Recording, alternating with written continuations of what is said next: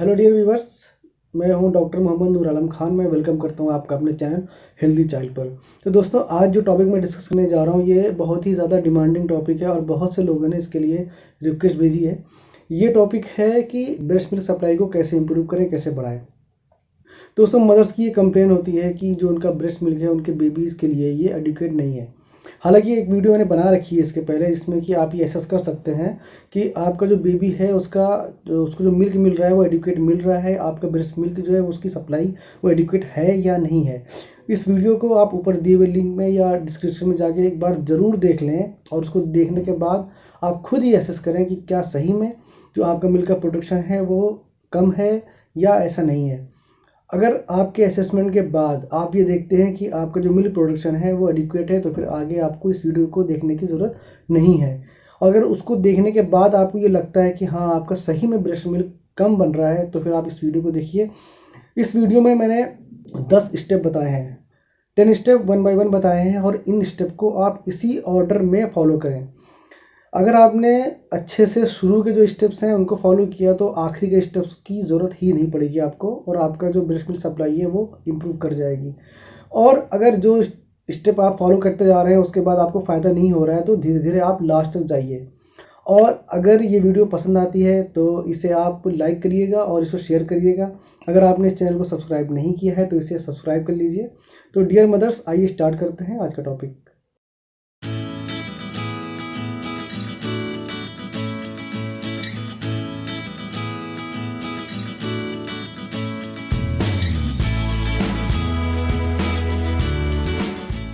सबसे इम्पॉर्टेंट और सबसे ज़्यादा जो इफ़ेक्टिव जो एस्पेक्ट है वो है early initiation of breast feeding.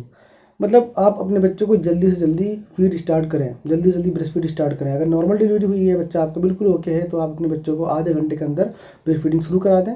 और अगर सिजेरियन डिलीवरी है, आप ओटी में हैं, आपको बाहर आने में टाइम लग रहा है, तो जैसे ही आप बाहर आ जाएँ और आप कॉन्शियस अगर हैं और बेबी आपका ठीक है, ऑब्जर्वेशन की ज़रूरत नहीं है, उसको सब कुछ उसके पैरामीटर सब नॉर्मल हैं, तो आप अपने बेबी को 1 से 2 घंटे में ब्रेस्ट फीडिंग स्टार्ट कर दें।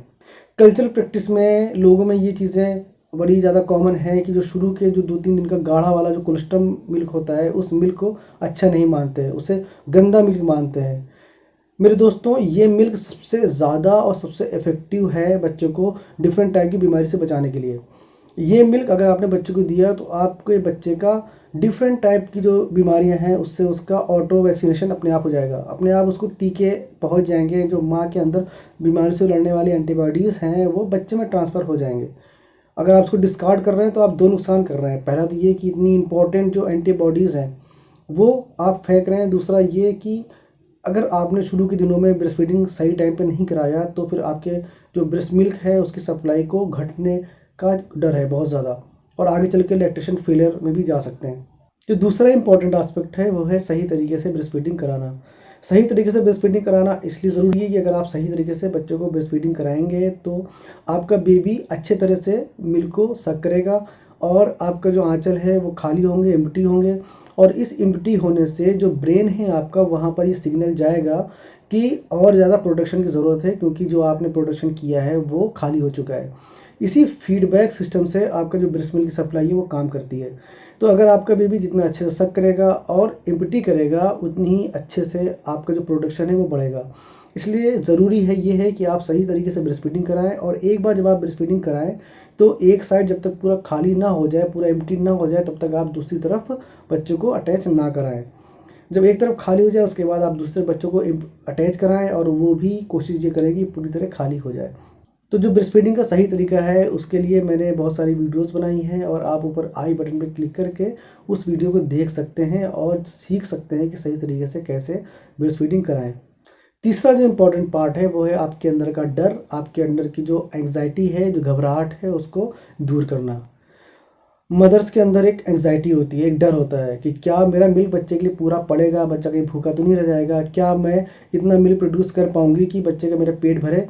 तो इन सब डर की वजह से आपका जो सिंपैथेटिक सिस्टम है वो एक्टिवेट हो जाता है। तो ब्रेस्ट मिल्क का सिक्रीशन है वो डिपेंड करता है आपके पैरासिम्पैथेटिक सिस्टम के एक्टिवेशन पे।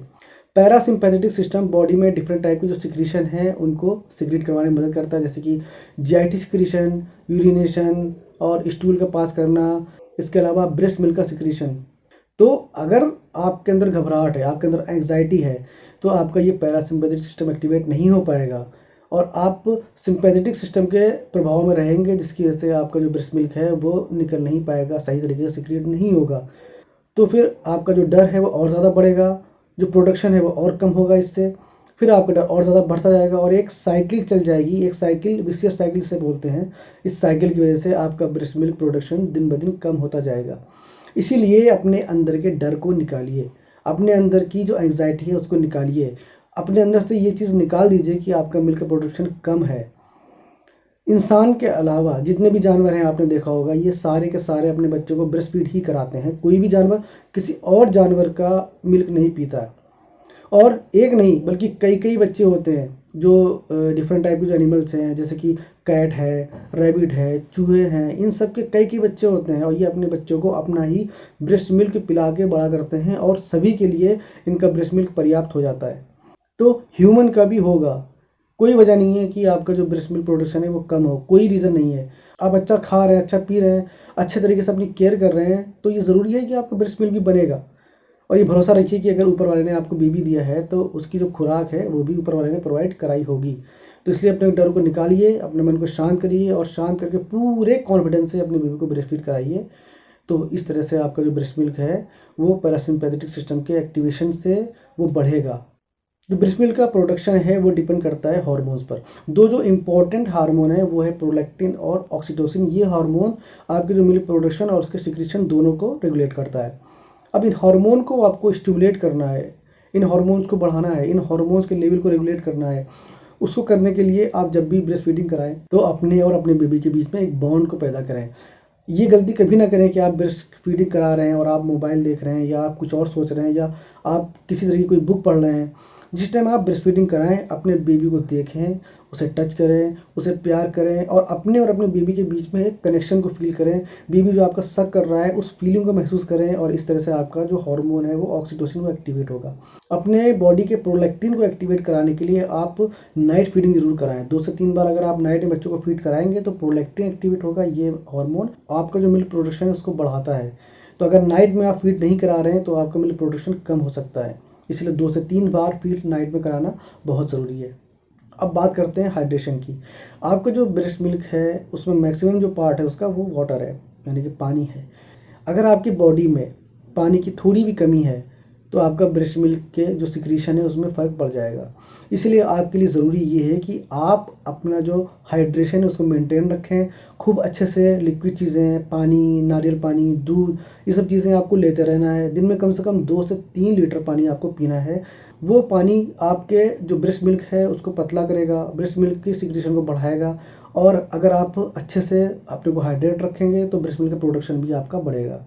तो डियर मदर्स, जो ब्रेस्ट मिल्क आप बच्चों को पिला रहे हैं वो बहुत ही ज़्यादा न्यूट्रिशियस होता है। उसमें प्रोटीन है, मिनरल्स हैं, कैल्शियम है और भी उसमें बहुत सारे वाइटामिन्स हैं। ये सब आपके बॉडी से आ रहा है, ये सब आपके बॉडी से निकल रहा है। तो आपको अगर सही सप्लाई रखनी है ब्रेस्ट मिल्क की तो ज़रूरी ये है कि आप अच्छी डाइट लें। अच्छी डाइट में आप प्रोटीन रिच चीज़ें, जैसे कि अगर आप नॉनवेज खाते हैं तो एग, चिकन, मटन, ये सब आप खा सकते हैं। अगर आप वेज खा रहे हैं तो आप प्रोटीन रिच चीज़ें जैसे कि सोयाबीन, दालें, इन सब का जो कंजम्पशन है वो बढ़ाएं। आप सोयाबीन की जो बरियाँ होती हैं वो खा सकते हैं। सोयाबीन के जो दाने होते हैं, जो बीज होते हैं, उनको भिगो के खा सकते हैं। इसके अलावा आप और प्रोटीन के लिए दूध या दूध से बनी चीज़ें जैसे कि चीज़ ले सकते हैं, आप दही खा सकते हैं। बहुत सी फैमिलीज़ में ये कल्चर है कि जो भी मदर ब्रेस्ट फीडिंग करा रही होती हैं उनको जो डिफरेंट टाइप के ड्राई फ्रूट से बने हुए लड्डू दिखलाते हैं, तो ये भी आपके लिए बहुत ज़्यादा अच्छा है। इसके अलावा आप मिनरल की सप्लाई के लिए fruits, vegetables, green vegetables specially, ये सब चीज़ें आप अपनी डाइट में इंक्लूड करिए। जो भी ब्रेस्ट फीडिंग मदर है, नर्सिंग मदर है, उनको ये चाहिए कि वो अपने जो बेबी है उनकी अच्छी मिल्क सप्लाई के लिए वो DHA और ओमेगा 3 फैटी एसिड का अच्छी मात्रा में लें। तो ओमेगा 3 फैटी एसिड ये आपको मिल जाएगा सी फूड में। अगर आप नॉनवेज खा रहे हैं तो आप सी फूड की मात्रा अच्छी लें। उसमें आप मछलियाँ ले सकते हैं, उसके अलावा आप प्रॉन ले सकते हैं, श्रिम्प ले सकते हैं। लेकिन अगर आप नॉनवेज बिल्कुल नहीं खाते हैं तो फिर आपको चाहिए कि आप चिया सीड का उपयोग करें अपने खाने में। चिया सीड के साथ अखरोट, ये भी बहुत ज़्यादा इसमें DHA और ओमेगा 3 फैटी एसिड होता है और सौंफ में भी अच्छी मात्रा होती है। इसके अलावा राजमा, इसमें भी अच्छी मात्रा में ओमेगा 3 फैटी एसिड होता है। राजमा को भी आप इंक्लूड करें अपनी डाइट में। आप चाहें तो ओमेगा 3 और DHA के सप्लीमेंट भी ले सकते हैं, जो कि अभी इस वीडियो में मैं आगे बताऊंगा। मदर्स अक्सर ये गलतियां करती हैं कि वो अपने बेबी को बॉटल फीड के साथ साथ ब्रेस्ट फीडिंग भी स्टार्ट कर देती हैं, ये सोचते हुए कि अगर ब्रेस्ट फीडिंग के साथ साथ बॉटल फीडिंग की आदत नहीं डाली तो आगे उसको ब्रेस्ट फीडिंग छुड़ाने में दिक्कत होगी, जबकि ऐसा नहीं है। ये जो बॉटल फीडिंग आप ब्रेस्ट फीडिंग के साथ साथ कराते हैं, इससे आपका बेबी ब्रेस्ट फीडिंग छोड़ भी सकता है। होता ये है कि जो बेबी है वो जब सक करता है ब्रेस्ट मिल्क को, तो उसे बहुत ज़्यादा ताकत लगानी पड़ती है, एफर्ट लगाना पड़ता है, और जब बॉटल से फीड लेता है तो बहुत ही थोड़े से एफर्ट से अच्छा खासा मिल्क सिक्रीट हो जाता है, निकल जाता है उससे। तो आपका जो बेबी है वो बाकी ह्यूमन बीइंग की तरह या बाकी जो एनिमल्स हैं या बाकी जो लिविंग बीइंग है सभी की तरह एक टेंडेंसी उसकी भी होती है कि वो आसान चीज़ की तरफ भागता है। तो बॉटल से मिल्क पीना उसके लिए आसान होता है और वो उसी को चाहता है, उसी की डिमांड करता है। जब आप उसे अपने आंचल से अटैच करते हैं तो वो रिफ्यूज़ कर देता है और फीड नहीं लेता है। तो दोस्तों इस चीज़ को आप प्रैक्टिस में ना लाएं। अगर किसी भी वजह से आपको अपने बेबी को ऊपर का दूध देना पड़ रहा है तो आप अपने बेबी को कटोरी स्पून से आप बच्चों को फीड कराइए, ताकि उसको बॉटल की आदत ना लगे और निप्पल कन्फ्यूज़न नाम की जो एक टेंडेंसी है, एक जो कंडीशन है, वो ना पैदा हो। क्योंकि इसके बाद फिर आपका बेबी ब्रेस्ट मिल्क नहीं लेगा और आपकी जो फीडबैक सिस्टम है वो आपके ब्रेन को ये शो करेगा कि अब बेबी को ज़्यादा मिल्क की ज़रूरत नहीं है, सप्लाई कम करो। वो सप्लाई कम करेगा और धीरे धीरे आप लैक्टेशन फेलियर में चले जाएंगे। अब बात करते हैं कुछ मसाज की, जो कि नर्सिंग मदर के लिए बहुत ज़्यादा हेल्पफुल है, उसके हार्मोन को एक्टिवेट करने के लिए और ब्रेस्ट मिल्क प्रोडक्शन को बढ़ाने के लिए। मसाज करने के लिए कोई भी कर सकता है, हस्बैंड है या दादी नानी या कोई भी दाई जो घर में है वो कर सकती है। आपको करना ये होगा कि जो भी मदर है आपको उसके बैक के साइड पे खड़ा होना है, उसके पीछे खड़ा होना है। मदर के पीछे खड़े होके उसको जो पीछे उसकी बैक है उसको एक्सपोज करना है और आपको अपने जो 2 थंब का यूज़ करना है। इन थंब को जो मदर की वर्टिब्रल कॉलम है, यानी कि जो रीढ़ की हड्डी है, उस पे दोनों साइड में आपको इस तरह से रखना है। इस तरह से रख के आपको नीचे से ऊपर और ऊपर से नीचे इस तरह से आपको मसाज करना है। इसके बाद जब इस तरह से आप 5 से 10 मिनट कर लें, फिर दूसरा स्टेप है अपने आप इस पाम से करेंगे। अपने पाम से मदर के दोनों जो बैक हैं, दोनों साइड के जो बैक हैं, दोनों जो ये शोल्डर की बोन है, स्कैपुला जिसे हम कहते हैं, स्कैपुला पे दोनों को रखना है और रखने के बाद सर्कुलर मोशन में इस तरह से करके मूवमेंट कराते रहना है पीछे के साइड में। इस तरह से आप दिन में 2 से 3 बार मसाज मदर को दीजिए, नर्सिंग मदर को, और मसाज देने के बाद बेबी को फीड कराइए। इससे बहुत ज़्यादा हेल्प मिलती है मदर को और इससे जो हार्मोन होते हैं वो रिलीज़ होते हैं। इसके अलावा इससे डी स्ट्रेस होती है मदर और उसको फिजिकली भी काफ़ी आराम मिलता है। अब आइए बात करते हैं नेचुरल सप्लीमेंट्स की। जो नेचुरल सप्लीमेंट्स हैं या नेचुरल गैलेक्टोकॉक्स हैं, ये वैसे तो मेडिकली या किसी रिसर्च में इस तरह से प्रूव नहीं हुआ है कि इनसे कोई ऐसा इफेक्ट होता है जिससे कि मिल्क प्रोडक्शन बढ़े। बट ये जो इंडियन कल्चर है, इंडियन सिनेरियो है, इसमें जो पुराने बुजुर्ग लोग हैं, दादी नानी हैं, उनके बीच में ये काफ़ी फेमस है और वो लोग पीढ़ियों से इसे अपना रहे हैं और अपने आने वाली जनरेशन को ये एडवाइस कर रहे हैं। बहुत सी चीज़ें हैं जो कि ये माना जाता है कि ब्रेस्ट मिल्क प्रोडक्शन बढ़ाता है, जैसे कि सौंफ है, जैसे कि लहसुन, दालचीनी, ज़ीरा और मेथी का सीड जो है, इसको बहुत ज़्यादा अच्छा माना जाता है ब्रेस्ट मिल्क प्रोडक्शन के लिए। इसके अलावा दालचीनी, चक्रफूल और शतावरी, इन सबको लोगों ने बहुत ज़्यादा अपनाया है और बहुत से लोग ये क्लेम भी करते हैं कि इससे जो उनका जो ब्रेस्ट मिल्क प्रोडक्शन है वो बढ़ा है। तो आप भी इन्हें ट्राई कर सकते हैं। इन सबको आप ये चाहें तो इनको आप एक साथ उबाल के इनका काढ़ा बना के पी सकते हैं या इसको पाउडर बना के पानी के साथ ले सकते हैं। तो अगर आपको इन सब होम रेमेडी से कुछ फ़ायदा मिलता है, कुछ आपको इम्प्रूवमेंट लगता है, तो हमें भी आप ज़रूर बताइएगा। और सबसे लास्ट में हम बात करेंगे मेडिकल सप्लीमेंट की। तो डियर मदर्स, अगर आपने जो शुरू के स्टेप्स हैं उनको अगर अच्छे से फॉलो किया होगा तो मैं उम्मीद करता हूँ यहाँ तक आपको आने की ज़रूरत ही नहीं पड़ेगी। लेकिन फिर भी अगर सब चीज़ करने के बाद भी आपका जो ब्रेस्ट मिल्क प्रोडक्शन है वो एडिक्वेट नहीं है, अभी भी आपका बच्चा भूखा रह रहा है, तो फिर आपको मैं एडवाइस करूँगा कि हाँ, आप मेडिकल सप्लीमेंट लें। मेडिकल सप्लीमेंट में सबसे पहले जो सबसे ज़्यादा फेमस है वो है लैक्टोजन ग्रेन्यूल्स। 2 ब्रांड काफ़ी फेमस है, एक लैक्टेयर नाम से आता है और एक लैक्टोनिक नाम से आता है। लैक्टेयर और लैक्टोनिक दोनों ही अच्छी कंपनियां हैं, दोनों ही कोई भी आप यूज़ कर सकते हैं और इनको 2 चम्मच सुबह शाम आपको लेना है, चाहे आप दूध के साथ ले लें या डायरेक्ट उसका पाउडर को आप पानी के साथ ले लें। कुछ और सप्लीमेंट्स जो हम एडवाइस करते हैं ऐसी मदर्स को, वो है कैल्शियम, आयरन। कैल्शियम की कोई भी टैबलेट आती है, आप शेलकैल ले सकते हैं 500 mg वाली, सुबह शाम 2 बार में लेना है आपको। इसके अलावा हम आयरन भी मदर्स को प्रिस्क्राइब करते हैं, दिन में 1 बार लेना होता है ये आयरन की टैबलेट और आप कोई भी ब्रांड ले सकते हैं, जैसे कि विडकोफॉल HB ले सकते हैं, या जिंकोफर XT ले सकते हैं, या कोफॉल Z जो कि सिप्ला की है, आप ये ले सकते हैं। इसके अलावा एक मेडिसिन और है जो कि हम प्रिस्क्राइब करते हैं, लेकिन वो शेड्यूल H ड्रग में आती है, जो कि बिना प्रिस्क्रिप्शन के आपको मेडिकल में कोई नहीं देगा। अगर आपको इन सब सप्लीमेंट लेने के बाद भी अगर आपको कोई प्रॉब्लम रहती है, अगर आपका लैक्टेशन नहीं हो रहा है, तो फिर आप अपने गायनेकोलॉजिस्ट से या पीडियाट्रिशियन से आप मिल के जो आगे के सप्लीमेंट्स हैं, आगे की जो मेडिसिन है, वो आप प्रिस्क्राइब करवाएं। हालांकि अगर आपने इस वीडियो को अच्छे से देखा है, अच्छे से सारे स्टेप फॉलो किए हैं, तो आपको आगे इन सब की ज़रूरत पड़ेगी ही नहीं। तो डियर मदर्स, मेरी आपको एडवाइस ये है कि बहुत जल्दी गिव अप ना करें। अगर किसी भी तरह से आपका ब्रेस्ट मिल्क प्रोडक्शन सही नहीं हो रहा है, तो आप सारे स्टेप को फॉलो करें और कोशिश ये करें कि अपने बच्चों को ब्रेस्ट फीडिंग ही कराएं, क्योंकि सबसे अच्छा ब्रेस्ट फीडिंग है। इस वीडियो को लाइक कर दीजिए और अगर पसंद आए तो इसे शेयर भी कर दिए और देखते रहिए हमारा channel healthy child. Thank you.